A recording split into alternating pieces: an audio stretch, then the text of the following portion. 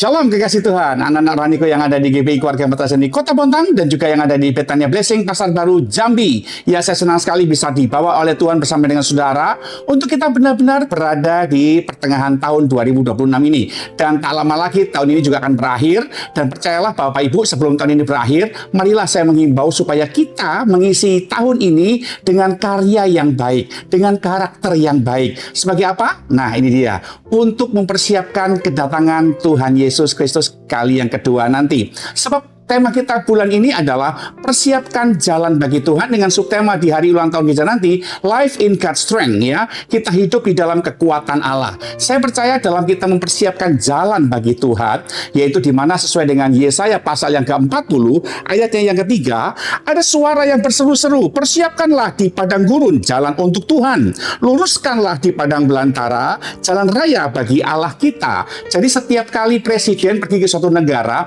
itu pasti ada utusan yang mempersiapkan peristiwa kedatangan presiden tersebut di negara tersebut. Intelnya datang, ya duta besarnya datang untuk menyiapkan kedatangan presiden tersebut. Sebetulnya ini adalah prinsip Alkitab, kekasih Tuhan. Ingat waktu Tuhan Yesus mau datang yang pertama kali di dunia dalam wujud manusia adalah Yohanes Pembaptis sebagai duta Allah dipakai oleh Roh Kudus untuk mempersiapkan jalan bagi kedatangan Sang Mesias untuk kali yang pertama saat itu.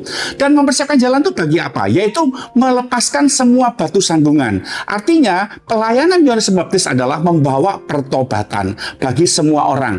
Memang dia tidak pernah membuat satu mujizat pun dalam hal kesembuhan ilahi atau juga kebangkitan orang mati atau mujizat-mujizat supernatural yang lain. Mujizat yang dilakukan oleh Yohanes Pembaptis cuma satu, dia mengubah hati orang-orang datang kepada Tuhan, yaitu di mana membawa jalan bagi kedatangan anak manusia itu dipersiapkan dengan Yohanes Pembaptis untuk mempersiapkan kedatangan Tuhan Yesus, pribadi Allah yang adalah firman Allah itu sendiri. Demikian juga saya rasa untuk kedatangan Yesus kali yang kedua, dia juga pengen dipersiapkan jalan bagi kita. Nah, siapakah yang mempersiapkan jalan itu bagi kedatangan Yesus kali yang kedua? Nggak lain dan nggak bukan adalah saudara dan saya. Anda yang di Bontang, Anda yang di Jambi, atau kita semua yang dimanapun Anda berada, harus siap-siap sedia untuk dipakai Tuhan, mempersiapkan jalan bagi Tuhan. Yaitu dengan cara apa? Alkitab tadi berkata, yaitu kita harus meluruskan jalan di padang gurun. Kemudian kita membuang dan mengangkat segala batu sandungan yang ada. Seperti yang terdapat dalam Yesaya pasal 57 ayat 14 dikatakan di sana, ada yang berkata, bukalah, bukalah, persiapkanlah jalan, angkatlah batu sandungan dari jalan umatku. Nah, ini dia Bapak Ibu ya. Kita itu dibawa Tuhan harus untuk bisa mengangkat segala hal-hal yang menjadi seolah-olah batu sandungan bagi kedatangan Tuhan Yesus. Hidup kita diminta supaya jangan jadi batu sandungan. Sudah berapa lama kita jadi orang percaya? Kita bisa mengangkat batu sandungan atau malah menjadi batu sandungan bagi orang lain. Sehingga oleh karena perbuatan kita, ya Tuhan Yesus belum siap untuk kita sambut kedatangannya buat mengangkat kita kepada dia. Kenapa? Karena kita masih egois, karena kita masih simpen tabiat buruk, karena karakter kita belum diubahkan, kita belum meluruskan jalan kita kepada Tuhan. Bagaimana kita bisa meluruskan orang lain? Bagaimana kita bisa mengangkat batu sandungan dari bagi kerajaan Allah kalau sementara hidup kita sendiri masih jadi batu sandungan? Kekasih Tuhan, mari, ini ada pertengahan tahun, kita harus konsen, belajar merendahkan hati, belajar lemah lembut, belajar untuk jadi pribadi yang menanggalkan semua ego manusiawi yang menjadi musuh terbesar bagi orang percaya, yang sampai hari ini tidak semua orang-orang percaya bisa mengalahkan ego itu. Saya khawatir Anda adalah salah satu orang di dalamnya. Untuk bisa mengalahkan ego yang menjadi batu sandungan kita bagi orang lain, yang seringkali menjadi penghalang bagi kita mempersiapkan jalan bagi kedatangan Kristus Yesus Sang Raja atau Allah ajaib, itu adalah bagaimana kita perlu kekuatan Allah untuk itu. Tidak gampang Bapak Ibu, kita marah bisa melepaskan marah dan mengampuni kalau Anda nggak punya kekuatan Allah. Dan tidak gampang bagi orang yang pelit lalu menjadi suka menabur. Anda butuh kekuatan Allah untuk itu, dan kita nggak bisa menjalani hari-hari ini dengan kekuatan manusia. Itu makanya kita mengerti Efesus pasal 6 ayat 10 berkata demikian, akhirnya hendaklah kamu kuat di dalam Tuhan, di dalam kekuatan kuasanya. Kuasa Tuhan itu punya kekuatan yang mampu mengalahkan semua kedagingan kita kalau kita mau berkiblat kepada kekuatan itu.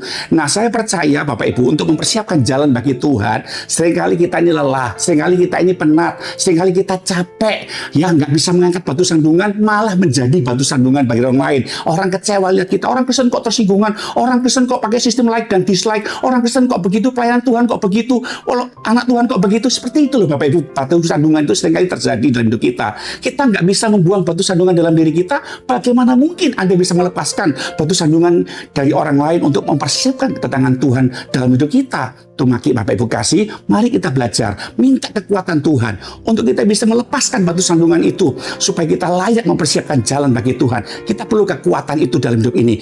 Kekuatan itu dimana tidak lagi membuat kita mengandalkan kekuatan, kemampuan, martabat, harkat, profesi, tidak mengandalkan uang dan harta kita, tapi kita mulai sungguh-sungguh mengandalkan manifestasi kerja kuasa Roh Kudus dalam diri saudara dan saya. Izinkan dia, berikan dia ruang di hatimu. Tidak usah malu mengakui kelemahan.